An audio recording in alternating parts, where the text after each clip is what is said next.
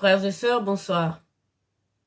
Je vais partager avec vous une courte vidéo sur la lecture féminine du livre de Job.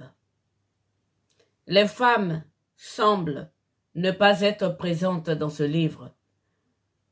Et pourtant, ce livre traite bien ou du moins soulève des questions existentielles de la souveraineté de Dieu et du lien entre le péché et le malheur. Dans la précédente vidéo, j'ai essayé de vous donner ma vision. Mais aucune femme ne lit ce livre de Job sans s'apercevoir de ce que je vais vous partager. Rentrons donc dans cette vidéo de la lecture féminine du livre de Job. Job 1. Il y avait dans le pays d'Uz un homme qui s'appelait Job, et cet homme était intègre et droit. Il craignait Dieu et se détournait du mal. Il lui naquit 7 fils et 3 filles. Il possédait 7000 brebis, 3000 chameaux, etc., etc. Job 1, les versets 1 à 2. On parle brièvement de la famille de Job. Mais c'est quand même une famille riche. Il a 7 fils et 3 filles. La description s'arrête là. On continue au verset 6. Voilà ce qui est écrit. Or, les fils de Dieu vinrent un jour se présenter devant l'Éternel, et Satan vint aussi au milieu d'eux. Satan ne fait plus partie des fils de Dieu. Eh oui. Or, les fils de Dieu vinrent un jour se présenter devant l'Éternel, et Satan vint aussi au milieu d'eux. Une femme remarque ça tout de suite. Peut-être que d'autres hommes aussi ont remarqué. Mais ce n'est pas ce que je voulais partager avec vous ce soir. Continuons.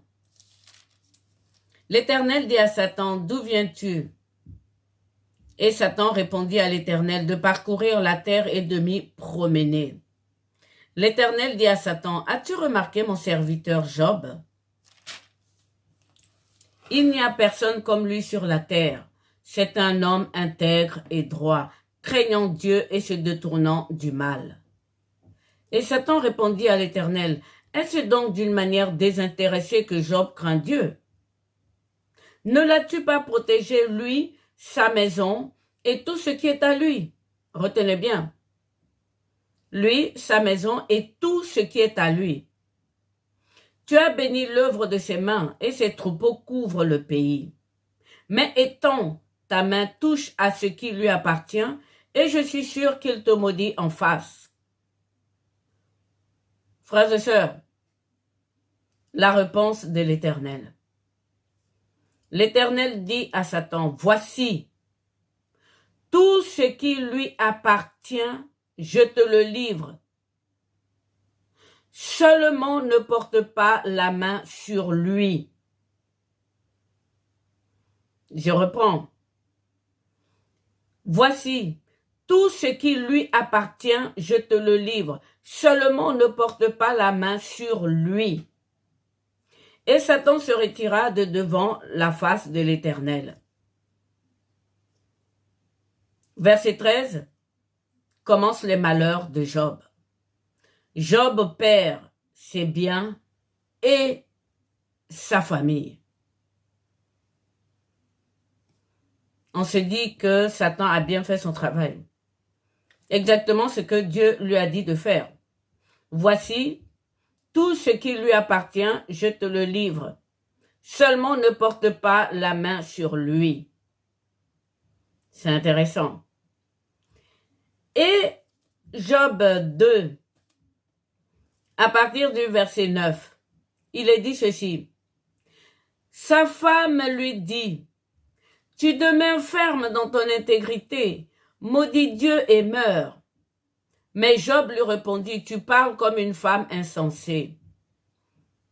Quoi, nous recevons de Dieu le bien et nous ne recevions pas aussi le mal? c'est là, frères et sœurs, la pépite.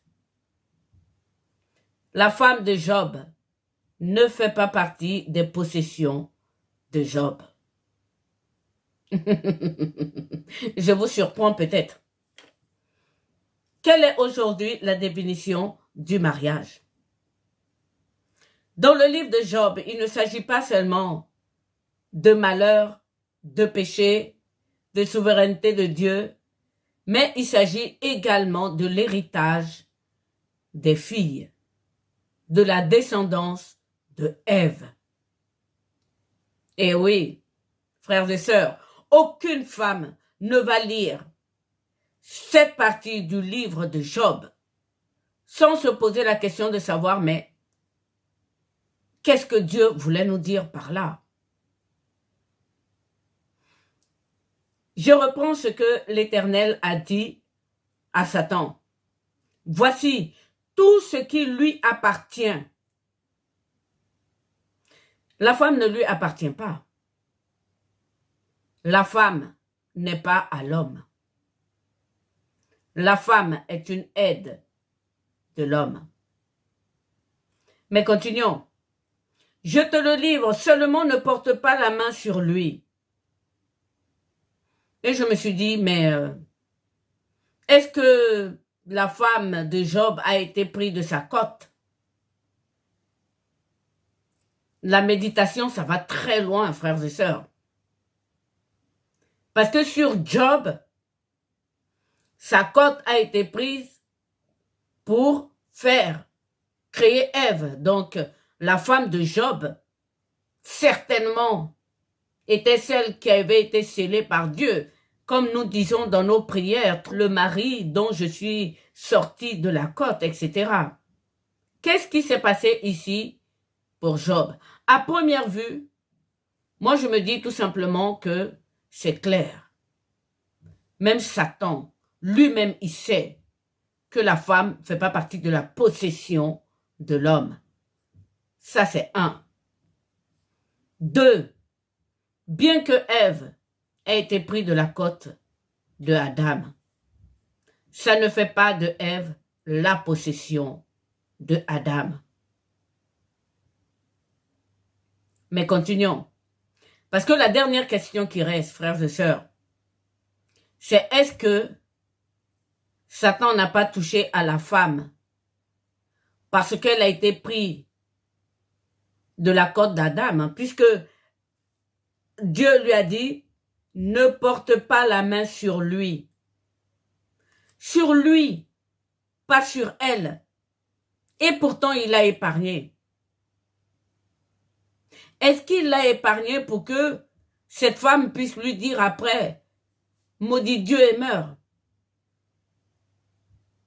Est-ce qu'il s'est servi de la femme comme son allié? Donc, il a une liberté. Ce qui n'est pas le cas. Job, contrairement à Adam dans le jardin d'Éden, frères et sœurs, n'a pas écouté sa femme. Adam a écouté Ève, mais Job n'a pas écouté sa femme.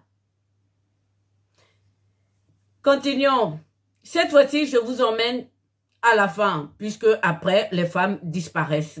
Mais allons à la fin du livre où la femme réapparaît. Les filles de Job, non seulement elles réapparaissent, mais elles sont nommées, contrairement aux fils de Job.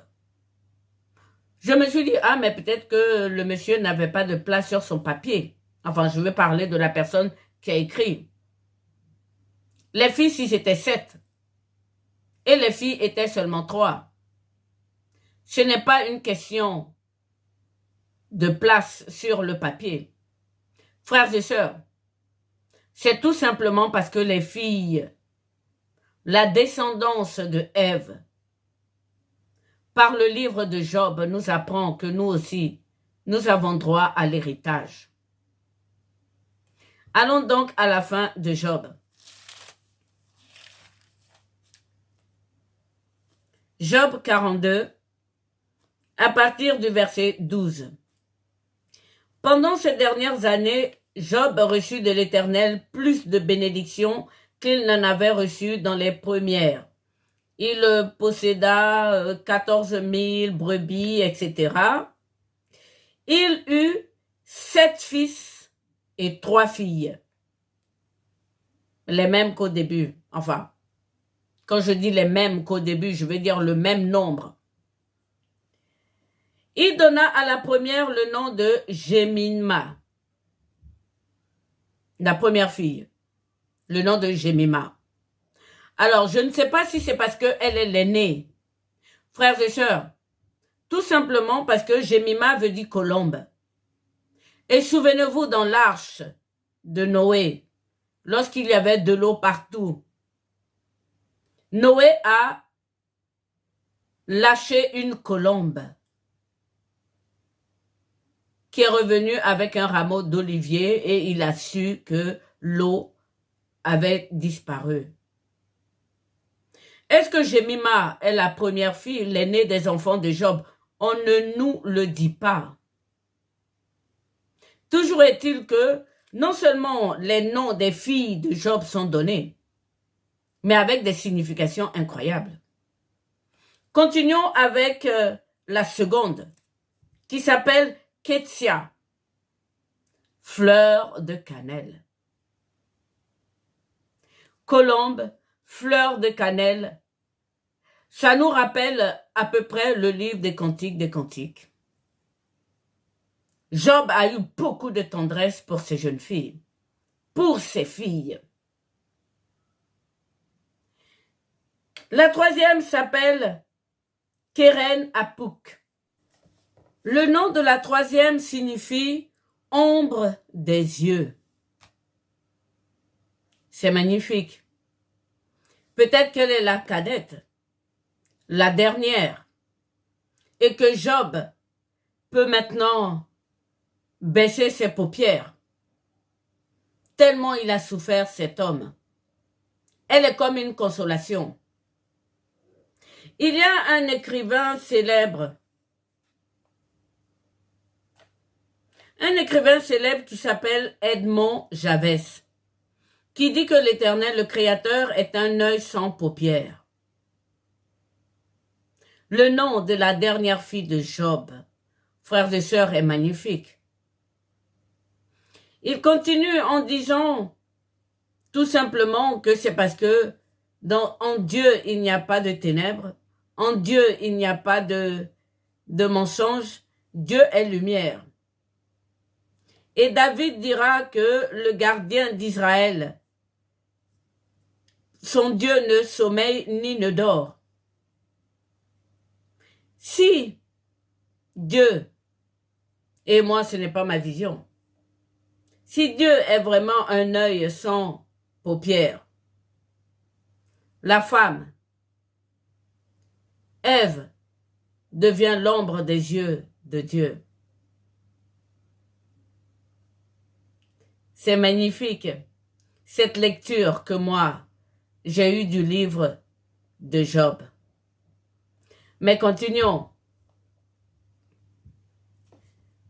Au verset 15, il est dit ceci. Il n'y avait pas dans tout le pays d'aussi belles femmes que les filles de Job. C'est merveilleux. On aurait pu écrire, il n'y avait pas dans le pays d'aussi beaux jeunes hommes que les fils de Job. Ce n'est pas ce qui a été écrit. On parle des 3 filles de Job. Leur père leur accorda une part d'héritage parmi leurs frères. La femme, frères et sœurs, bien que tirée de la côte d'Adam, a part au même héritage que les fils de Dieu.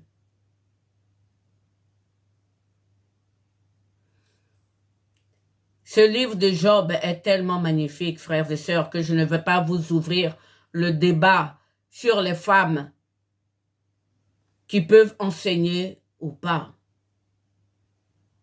Moi, je ne suis pas enseignante. des femmes pasteurs ou non. Je ne suis pas pasteur.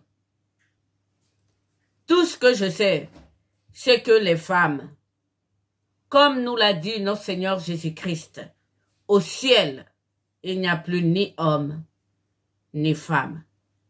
Nous sommes tous des enfants de Dieu. La femme ne fait pas partie des possessions d'un homme. Une femme n'appartient pas à un homme. Pas parce qu'elle a été prise de la côte d'un homme. Si elle faisait partie des possessions de l'homme, Satan allait prendre la vie de la femme comme il a pris la vie des 10 enfants de Job.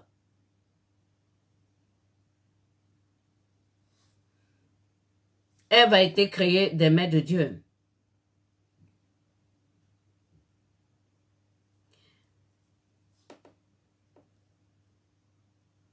Lorsque Satan a vu Ève dans le jardin d'Éden, intelligent comme il est, rusé comme il est, il a compris en ce moment-là que le Fils de Dieu allait se faire un homme. C'est-à-dire, Ève allait engendrer le roi. Et ça ne l'a pas plu. Et il l'a trompé. Mais voici que Dieu a dit qu'elle allait écraser sa tête. Il allait la mordre au talon. Aujourd'hui, frères et sœurs, la femme n'est pas la possession d'un homme. Elle n'en fait pas partie. La femme est une colombe, une fleur de cannelle. Elle est l'ombre des yeux de Dieu. C'est Ève, c'est la descendance de Ève qui a porté le Fils de Dieu. Dans la Genèse, il est question de la semence de la femme. Là, nous voyons très bien que les enfants de Job étaient de la semence de l'homme. Je voulais vous partager ma petite lecture féminine du livre de Job. C'est un livre qui soulève beaucoup de questions, notamment celle-là.